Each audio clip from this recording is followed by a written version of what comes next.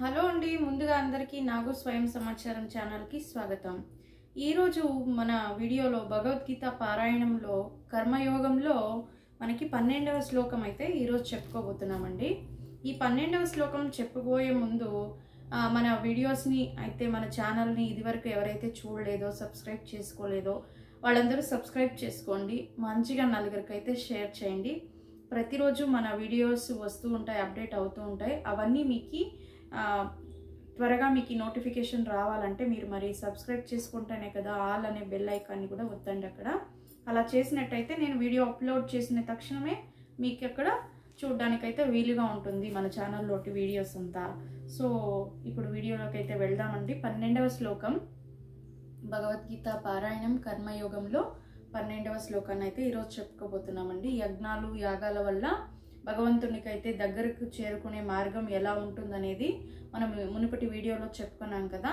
అదే ఈరోజు వీడియోలో కూడా కొనసాగడం జరుగుతుందండి. శ్లోక రూపేణ ఇష్టాన్ భోగాన్ హివో దేవా దాస్యంతే యజ్ఞ భావితః తైర్తత్తాన ప్రదాయవ్యో యో భుజ్యే స్తేవ ఏవసః.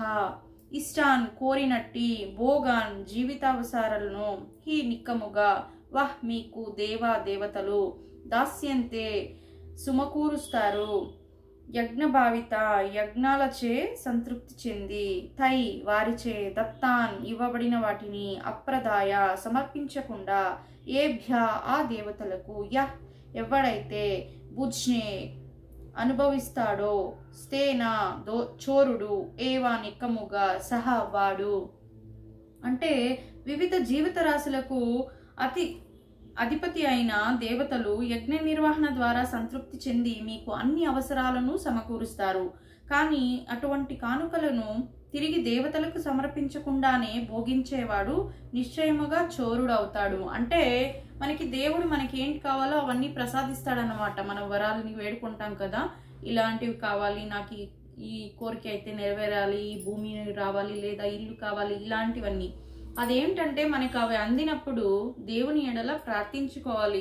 ఇది కేవలం నీదేనయ్యా, నేను తీసుకుంటున్నాను, నేను అనుభవించుకుంటున్నాను, నువ్వు ఇచ్చిన ప్రసాదమే అనే మరి తనకు సంకల్పాన్ని చెప్పుకుంటూ అనుభవించాలి. అది మనకి ఏదైనా కావాలనుకున్నప్పుడు దొరికినప్పుడు దేవుని ఎడల సంకల్పాన్ని చెప్పుకొని దేవుడే ప్రసాదించాడని తృప్తి చెందాలి. అలా కాకుండా డైరెక్ట్గా వచ్చేసింది లేని సంబరపడుతూ దాన్ని ఎంజాయ్మెంట్ అయితే చేసేవాడు ఖచ్చితంగా చోరుడు, అంటే దొంగ లాంటి వాడు అని ఇక్కడ చెప్తున్నారు. ఎందుకంటే అవన్నీ మనకి దేవుడు ప్రసాదించింది, అంటే సాక్షాత్ దేవునివే అవన్నీ. కాకపోతే తన అనుమతి లేకుండా మనం అనుభవిస్తూ ఉంటే అది దొంగతనమే అవుతుంది కదా. ఇప్పుడు ఏదో ఒక వస్తువుని వేరొకరు దాన్ని తీసుకోవాలంటే వాళ్ళ పర్మిషన్ పొందాలి కదా. మనము నీ పెన్ తీసుకుంటాను, ఇలా స్కూల్స్ నుండి కూడా మీరు చూస్తూ ఉంటారు. ఏదే ఒక వస్తువుని మనం వాడాలన్నా, నీ బైక్ తీసుకుంటాను, ఒకంత దూరం వెళ్ళి రావాలంటే తన హెల్ప్ అయితే అడుగుతాం కదా, అంటే వాళ్ళ పర్మిషన్ అయితే తీసుకుంటాం కదా. వ్యక్తి నుండి వ్యక్తి పర్మిషన్ తీసుకునేటప్పుడు లేని ఇబ్బంది దేవుడు మనకి ప్రసాదించినప్పుడు తన వస్తువుని మనం వాడటానికి ఎందుకండి ఇబ్బంది? అంటే తనని పర్మిషన్ అడగాలి. ఇక్కడ అడగకపోవడం దొంగతనం లాంటిది అని ఈ శ్లోకంలో అయితే వివరించడం జరిగింది. అది ఇల్లు కావచ్చు, నీకు కావాల్సింది ఏదే ఒక కోరిక నెరవేరినప్పుడు దేవునికి మంచిగా సంకల్పం అయితే చేసుకోండి. థ్యాంక్స్ కూడా చెప్పుకోండి దేవునికి. నేను అడిగినది, నా ప్రసాదం నాకు ఇచ్చావయ్యా, ఇది నీదే, కేవలం నా అవసరం కొరకు నేను వాడుకుంటున్నాను. ఈ విధంగా తన దగ్గర అయితే మంచిగా చెప్పుకున్న తర్వాత మీరు దాన్ని ఉపయోగిస్తే గనక అప్పుడు మీరు దొంగ అనిపించుకోరు అని ఇక్కడ చెప్తున్నారు. భాష్యము: విష్ణు భగవానుని పక్షాన వస్తు సరఫరా చేసే అధీకృత ప్రతినిధులే దేవతలు కనుక విద్యుక్త యజ్ఞాల నిర్వహణ ద్వారా వారిని తప్పక సంతృప్తి పరచాలి. వేదాలలో నానా రకాల దేవతల కొరకు నానా రకాలైన యజ్ఞాలు చేపట్టబడ్డాయి. కానీ తుట్టదుదులకు అవన్నీ దేవదేవునికే సమర్పింపబడతాయి. భగవంతుడంటే ఎవరో తెలియని వానికే దేవతల యజ్ఞము చెప్పబడింది. మనుషుల వివిధ గుణాలను అనుసరించి వేదాలలో వివిధ యజ్ఞాలు చెప్పబడినాయి. వివిధ దేవతార్థనము కూడా అదే ఆధారముగా, అంటే వివిధ గుణాల అనుసరించి చెప్పబడింది. ఉదాహరణకు మాంసభక్షులకు ప్రకృతి ఘోర రూపమైన కాళికాదేవి పూజ ఉపదేశించబడింది. ఆ దేవి ఎదుట జంతు బలి చెప్పబడింది. కానీ సత్వగుణంలో ఉన్నవారికి విష్ణు భగవానునికి దివ్యార్చనమే ఉపదేశించబడింది. కానీ తుట్టతుదకు అన్ని యజ్ఞాలు క్రమంగా దివ్యస్థితికి చేరుకోవడానికే ఉద్దేశింపబడ్డాయి. సామాన్య జనులకు పంచమహాయజ్ఞాలని తెలియబడే కనీసం 5 యజ్ఞాలు తప్పనిసరి అయినవి. అయినా మానవ సంఘానికి అవసరమైన జీవనావశ్యకాలాన్ని భగవత్ ప్రతినిధులైన దేవతల చేతతే సరఫరా చేయబడతాయని ఇక్కడ మనిషి తప్పక తెలుసుకోవాలి. ఎవడు దేనిని తయారు చేయలేడు. ఉదాహరణకు మానవుల ఆహార పదార్థాలన్నింటినీ తీసుకోండి. ఈ ఆహార పదార్థాలలో సత్వగుణంలో ఉండే మానవులకు ధాన్యము, పండ్లు, కూరగాయలు, పాలు, చక్కెర మొదలైనవి మాంసాహారులకు మాంసము వంటివి ఉంటాయి. వీటిలో ఏది కూడా మానవులచే తయారు కాదు. ఇక తిరిగి వేడి, వెలుతురు, నీళ్లు, గాలి వంటివి ఉదాహరణంగా తీసుకోండి. ఇక ఇవి కూడా జీవనావశ్యకాలే, అంటే మనకి నిత్య అవసరాలైనటువంటివే. వీటిలో ఏది కూడా మానవ సంఘంచే తయారు చేయబడదు. భగవంతుడు లేకుండా పుష్కలంగా సూర్యకాంతి, వెన్నెల, వర్షము, గాలి మొదలైనవి లభించవు. అవి లేనిదే మనిషి జీవించలేడు. అంటే మన జీవితము భగవంతుని నుండి లభించే వాటి పైననే ఆధారపడి ఉంటుంది. చివరకు ఎన్నో అవసరమైన ముడి పదార్థాలు మనకు అవసరమవుతాయి. ఇవన్నీ భగవత్ ప్రకృతి నిధుల చేతనే సరఫరా చేయబడతాయి. ఆత్మానుభూతి ప్రయోజనానికై మనలను తగినట్లుగా ఆరోగ్యవంతులుగా ఉంచుకునేందుకు సద్వినియోగం చేసుకుంటామనేదే వారి ఉద్దేశం. ఇదే చరమ జీవిత గమ్యానికి, అంటే భౌతిక జీవన సంఘర్షణ నుండి ముక్తికి దారితీస్తుంది. ఈ జీవిత లక్ష్యము యజ్ఞ నిర్వహణ ద్వారా పొందబడుతుంది. కానీ మనం మానవ జన్మ ఉద్దేశాన్ని మరిచి కేవలము ఇంద్రియ భోగార్థము భగవత్ ప్రతినిధుల నుండి అన్నీ తీసుకుని సంసారంలో మరింతగా చిక్కుబడితే అది సృష్టి ప్రయోజనము కానే కాదు. నిక్కముగా దొంగలమవుతాము. అందువలనే ప్రకృతి నియమాల ద్వారా శిక్షించబడతాము. దొంగల సమాజము ఏనాడు సుఖవంతము కాబోదు. ఎందుకంటే వారికి జీవితంలో లక్ష్యమే ఉండదు. పరమ లౌకికులైన దొంగలకు చరమ జీవిత గమ్యమే ఉండదు. వారు కేవలము ఇంద్రియ భోగము వైపుకు నడుస్తారు. యజ్ఞాలను నిర్వహించే జ్ఞానము వారికి ఉండదు. కానీ శ్రీ చైతన్య మహాప్రభువు అత్యంత సులభమైన యజ్ఞాన్ని, అంటే సంకీర్తన యజ్ఞాన్ని ఆవిష్కరించారు.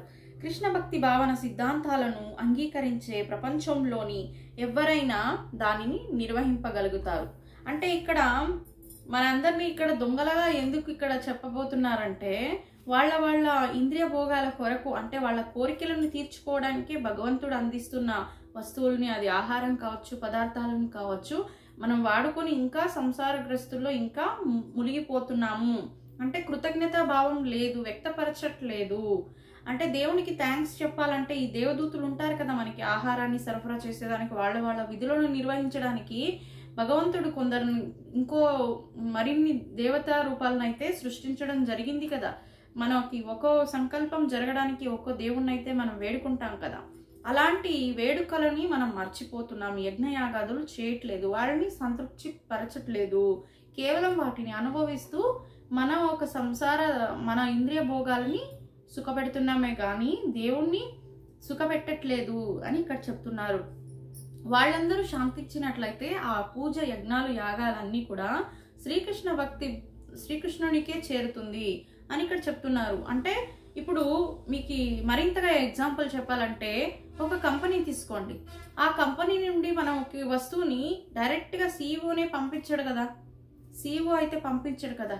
దాన్ని తయారు చేయడానికి కొంతమంది ఉంటారు, సరఫరా చేయడానికి ఇంకొంతమంది ఉంటాయి, మిషన్స్ ఉంటాయి, ట్రావెలింగ్ అవి ట్రాన్స్పోర్ట్ ఏజెన్సీ ఉంటుంది.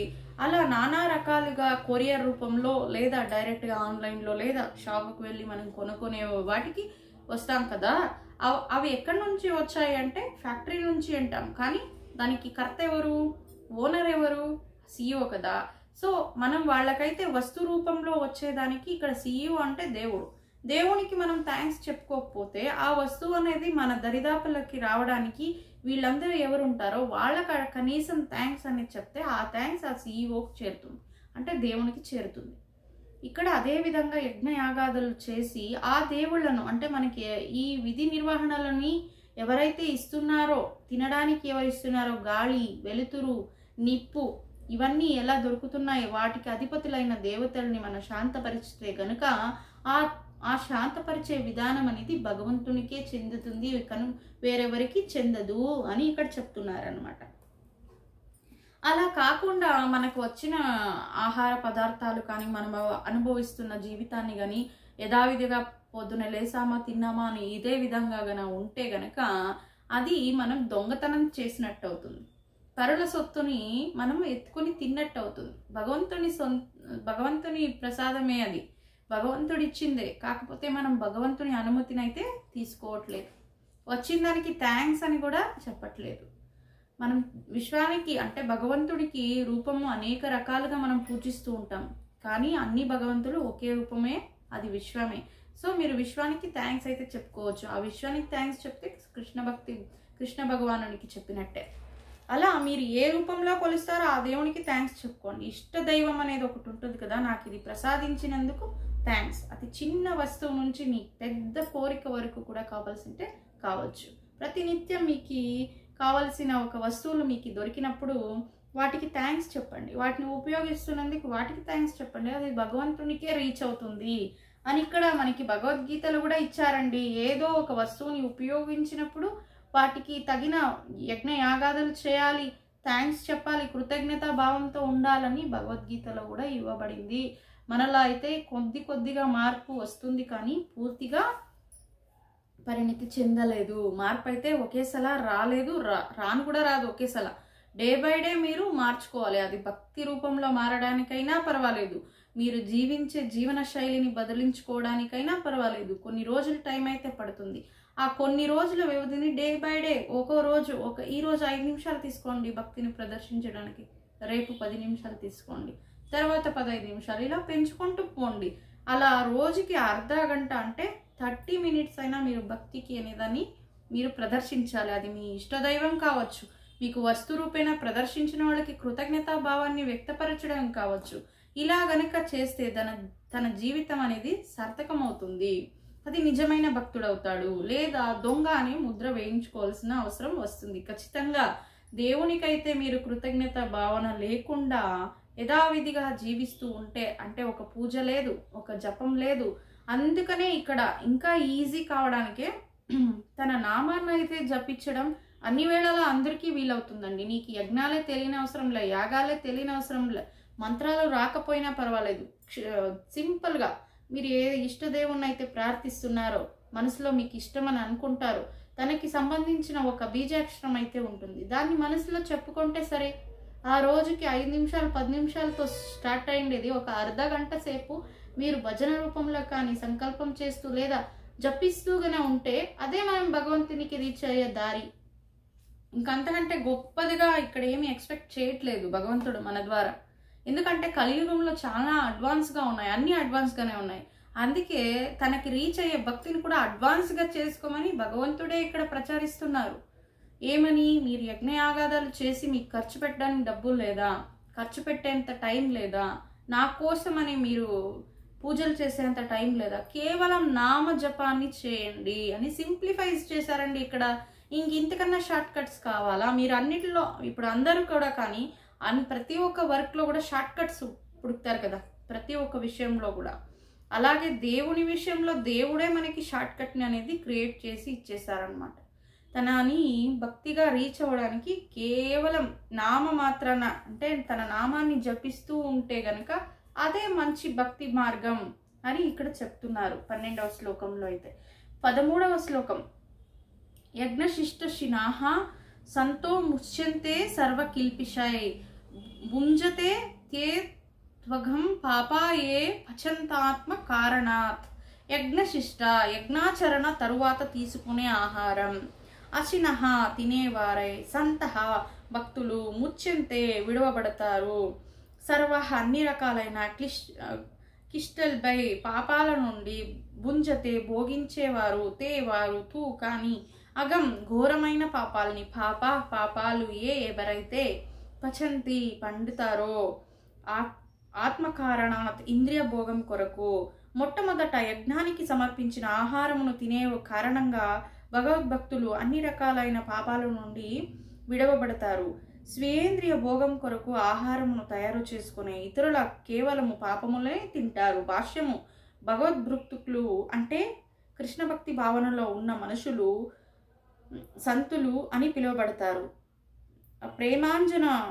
ప్రేమాంజనర్చుతిరిత భక్తి విలోచననే సంతః సదైవ హృదయేషు నీలోకయంతి అని బ్రాహ్మ సంహితలో అంటే 5వ మరియు 38వ శ్లోకంలో వర్ణించబడినట్లు వారు సర్వదా భగవత్ ప్రేమలో ఉంటారు.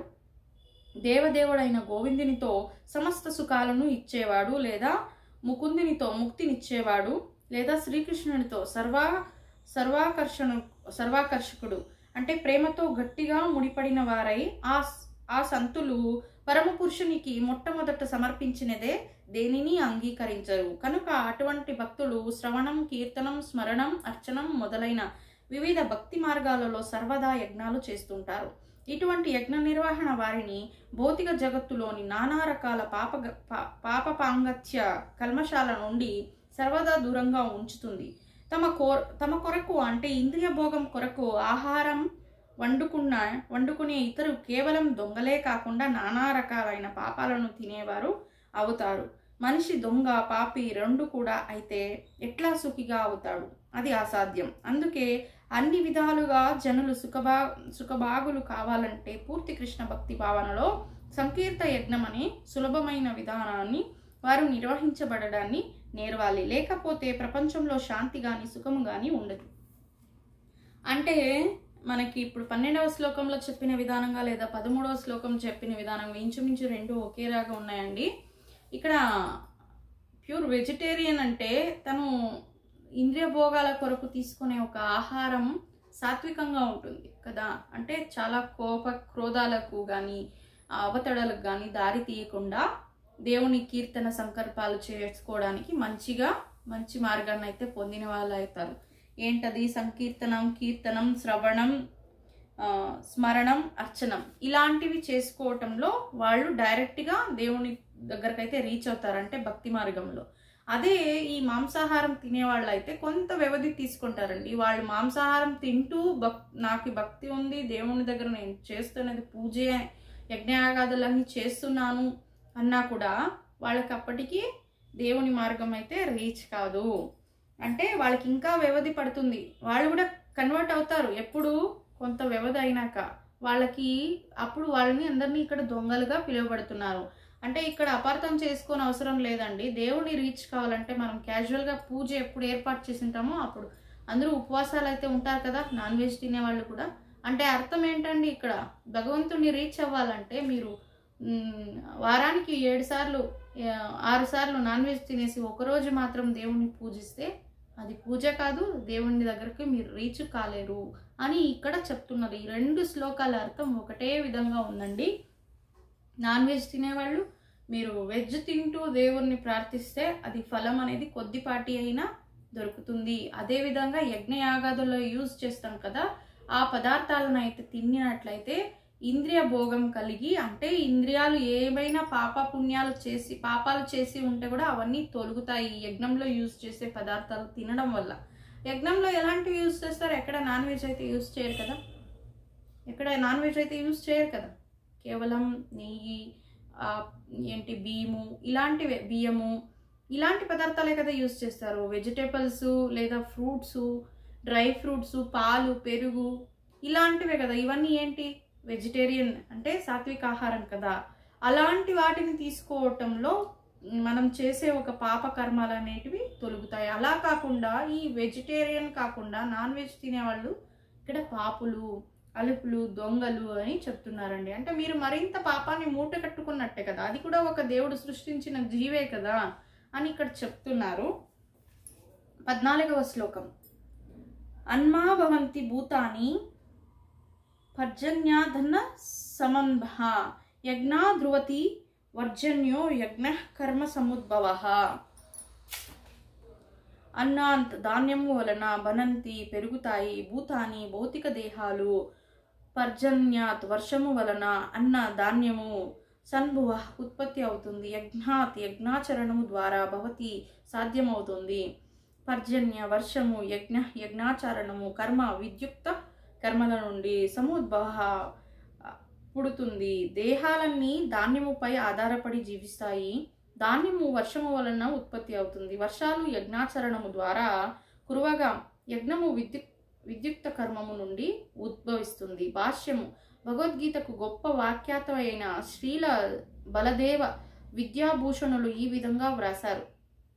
ఏ ఇంద్రాధ్యంగత యావస్థితం యజ్ఞం సర్వేశ్వరం విష్ణుమభ్యమర్ప్యత తశ్చేష మశ్నతి తేవా తద్దేహయాత్రం సంపాదయంతి తే సన్హ సర్వేశ్వరస్య యజ్ఞ పురుషస్య భక్త సర్వ కిల్బిషై అనాదికాల వివృతై ఆత్మానుభవ ప్రతిబంధకై నిఖిలై ముచ్యంతే. యజ్ఞ పురుషునిగా అంటే సర్వ యజ్ఞాలకు భోక్తగా తెలియబడే భగవంతుడే దేవతలందరికీ ప్రభు. వివిధ దేహాంగాలు పూర్తి దేహాన్ని సేవించినట్లుగా ఆ దేవతలందరూ భగవంతుని సేవిస్తారు. ఇంద్రుడు, చంద్రుడు, వరుణుడు వంటి దేవతలు లోక కలాపాలను నిర్వహించడానికి నియమింపబడిన పాలకులు. ఈ దేవతల సంతృప్తి కొరకే వేదాలు యజ్ఞాలను ఉపదేశించాయి. తద్వారా వారు ప్రసన్నులై ధాన్యోత్పత్తికి తగినంతగా గాలి, వెలుతురు, నీళ్లు సరఫరా చేస్తారు. శ్రీకృష్ణ భగవానుని అర్చించినప్పుడు అతని వివిధ దేహాంగాలే అయినట్టి దేవతలు కూడా అప్రయత్నంగా పూజింపబడతారు. అందుకే దేవతలను వేరుగా పూజించవలసిన అవసరం లేదు. ఈ కారణంగానే భగవద్భక్తులు అంటే శ్రీకృష్ణ భక్తి భావనలో ఉన్నవారు శ్రీకృష్ణుని ఆహారం నైవేద్యం పెట్టి తరువాత తింటారు. ఈ పద్ధతి దేహాన్ని ఆధ్యాత్మికంగా పోషిస్తుంది. అటువంటి కార్యం ద్వారా కేవలం దేహంలోని గత పాపాలన్నీ నశించిపోవడమే కాకుండా దేహము సమస్త ప్రకృతి కల్మషాలకు అతీతమవుతుంది. అంటువ్యాధి ప్రబలినప్పుడు రోగనిరోధక ఔషధము అటువంటి వ్యాధి నుండి మనిషిని కాపాడుతుంది. అదేవిధంగా కృష్ణ భగవానునికి నైవేద్యం పెట్టి తీసుకుని ఆహారము మనలను భౌతికాసక్తి నుండి తగినంతగా నిరోధిస్తుంది. ఇటువంటి అభ్యాసానికి అలవాటు పడిన వాడే భగవద్భక్తునిగా పిలువబడతాడు. అందుకే కేవలం కృష్ణార్పితమైన ఆహారాన్ని తినే కృష్ణ భక్తి భావనాయుతుడు ఆత్మానుభూతిలో ప్రగతికి అవరోధాల వంటి సమస్త పూర్వ పాపాలను నశింపజేసుకుంటాడు. ఇంకొక ప్రక్క ఆ రకంగా చేయనివాడు పాపరాశిని పెంచుకోవడం కొనసాగిస్తాడు. ఆ పాప ఫలాలను అనుభవించడానికి ఇది తదుపరి జన్మలో శూకర దేహాలను కలుగజేస్తుంది. భౌతిక జగత్తు కలుషాలతో నింపబడినట్టిది భగవత్ప్రసాదం, విష్ణు ప్రసాదం. తినడం ద్వారా నిరోధక శక్తిని పొందినవాడు వాటి దాడి నుండి రక్షింపబడతాడు. కాగా ఆ రీతిగా చేయనివాడు కల్మషానికి గురవుతాడు. అంటే మనం ఏదే ఒక ఆహారం తీసుకునేటప్పుడు ఇప్పుడు దేవునికి నైవేద్యం కూడా ఏం పెడతామండి? వెజ్జే కదా. అంటే అది పొంగల్ కావచ్చు, చిత్రాన్నం, ఎలాంటి మనం తినే సాత్విక ఆహారాన్ని కదా దేవునికి నైవేద్యంగా పెడతారు. ఎక్కడైనా నాన్ వెజ్ అనేది పెడతారా? అది ఖాళీ రూపాల్లో ఉన్నటువంటి దేవుళ్ళకి మాత్రమే పెడతారని ఇదివరకు శ్లోకంలోనే చెప్పుకున్నాం. అంటే ఆమెని శాంతపరచడానికి ఆమెకు అలాంటి బలులు అనేటివి ఇవ్వడం జరుగుతుంది. అంటే కోపం ఎక్కువగా ఉన్నప్పుడు.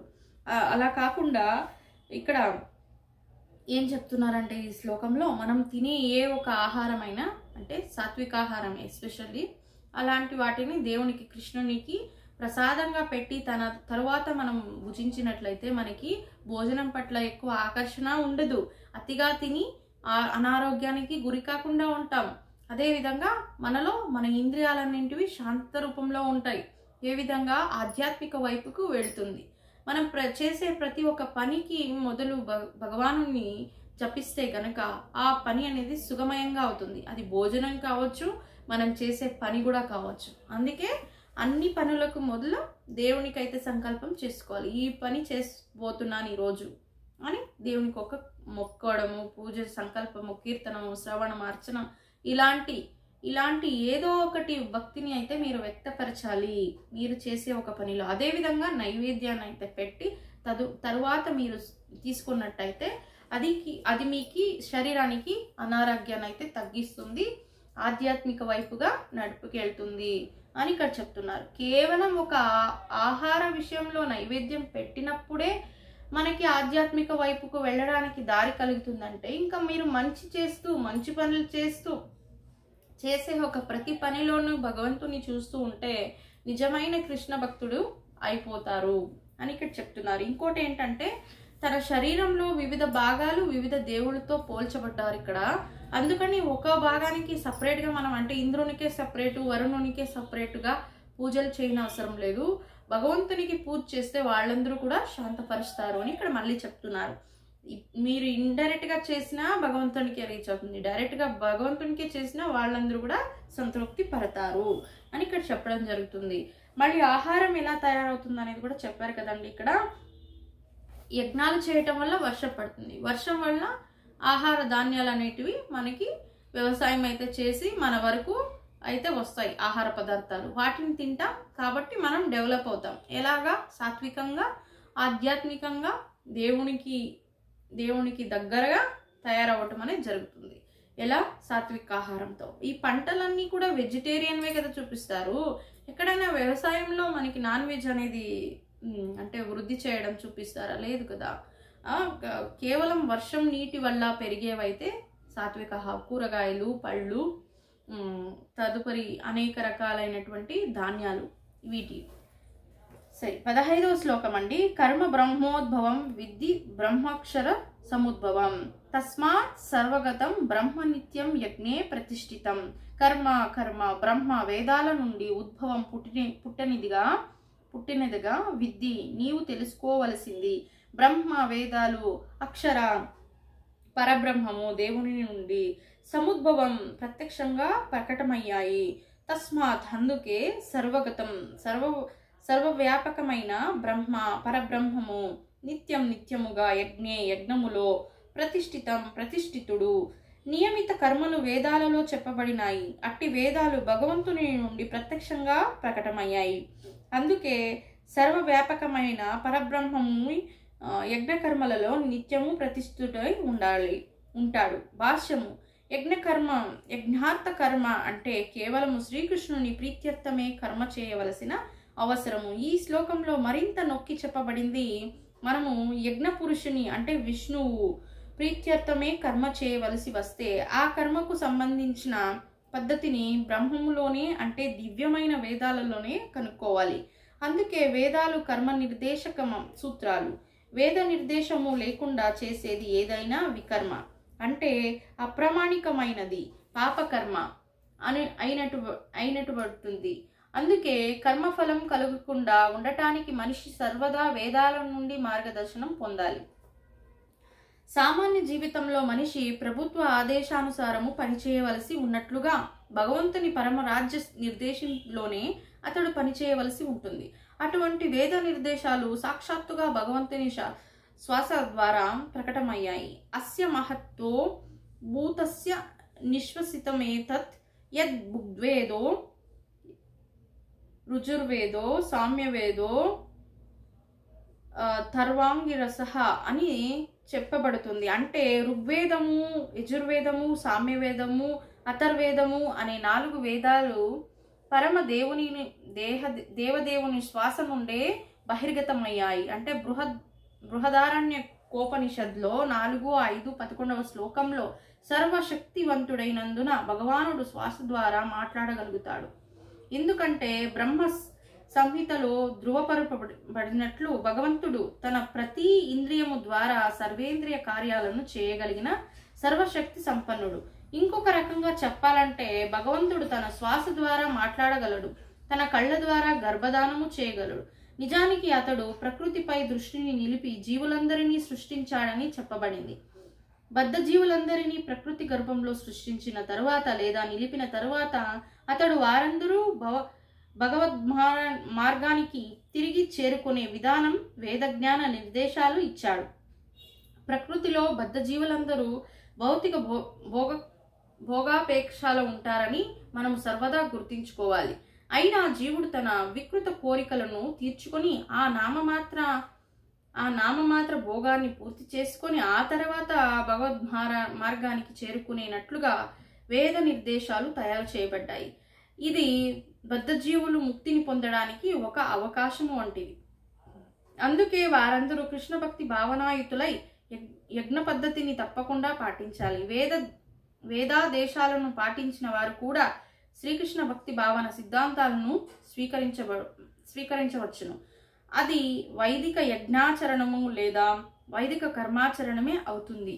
అంటే ఇక్కడ మనకి జీవితం అనేది దేవుడు ప్రసాదించాడు. మన జీవితాన్ని మనం నెరవేర్చుకుంటూనే, అంటే మన జీవితాన్ని మనం జీవిస్తూనే ఒకవైపుగా మళ్ళీ పరమాత్ముని చేరుకోవడానికే ఈ యజ్ఞ యాగాదులు, అంటే స్టెప్ బై స్టెప్ అన్నమాట. ఫస్ట్ తను మనల్ని అయితే సృష్టించారు, మన జీవితాన్ని మనం గడుపుతూ ఉంటాం. మనకెప్పుడు ఈ జీవితం పైన విరక్తి కలుగుతుంది కొందరికి, ఆ తర్వాతే భగవంతుని రీచ్ అవుతారు. లేదు, జీవిస్తూ కూడా ఆధ్యాత్మిక వైపుకి స్టెప్స్ అనేది వేస్తూ ఉంటారు కొందరైతే.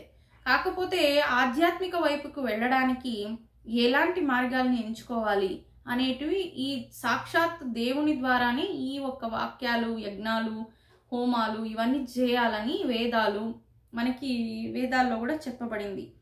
ఈ 4 వేదాల్లో కూడా ఇలా చెప్పడం జరిగింది. ఏంటి, యజ్ఞయాగాదాల ద్వారానే మనం భగవంతుడిని అయితే రీచ్ అవ్వగలం అని. ఆ వాటిని దేవుడు స్వతహా తన శ్వాసల నుంచి చెప్పడం అయితే జరిగింది. దేవుడు అంతటి గొప్పవాడు, ఎందుకంటే తన కళ్ళ ద్వారానే ఇడీ సృష్టిని అయితే సృష్టించగలడు, జన్మనివ్వగలడు. తనకి అన్ని అంత ప్రకృతి అదే విధంగా సహకరిస్తుంది. ఎందుకంటే తనే పరమాత్ముడు, తనే సృష్టికర్త. ప్రతి ఒక్క పని మనకి భగవంతుడే చేసిస్తున్నాడు అని ఎవరైతే నమ్ముతారో వాళ్ళకి భక్తి మార్గమే అవసరం లేదు. ఎందుకంటే అనుక్షణం తను చేసే పనుల్లో భగవంతుడిని తలుచుకుంటూ ఉంటాడు. నా కొరకు నా చేత ఈ పని చేస్తున్నది భగవంతుడే అని ఎవరైతే రియలైజ్ అవుతారో, లేదు ఈ సృష్టిలో దేవుడే లేదు అనే వితండవాదాలకి కొంత టైం అయితే పడుతుంది. ఎలా చెప్పాలంటే వాళ్ళకు దెబ్బ అనేది తగిలినప్పుడు రియలైజ్ అవుతారనమాట. అంటే దెబ్బ అంటే అక్కడ శరీరానికి దెబ్బ తగలాలని కాదు, జ్ఞానోపదేశం అవుతుంది కదా కొందరికి కొన్ని విషయాల్లో అయితే. అలాంటప్పుడు వాళ్ళు ఆధ్యాత్మిక వైపుగా వెళ్తారు.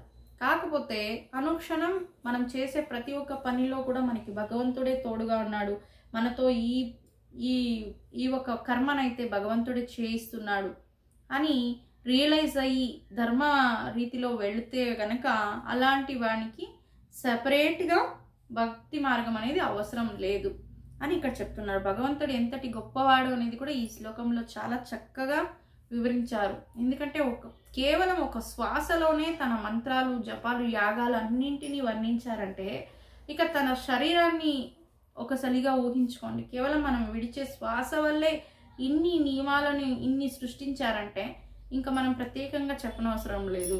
అందుకే తన శరీరాన్నే దేవుడిగా విభజింపబడి చెప్పడం జరిగిందండి. ఇక్కడైతే అంత గొప్ప తత్వం కలవాడు భగవంతుడు.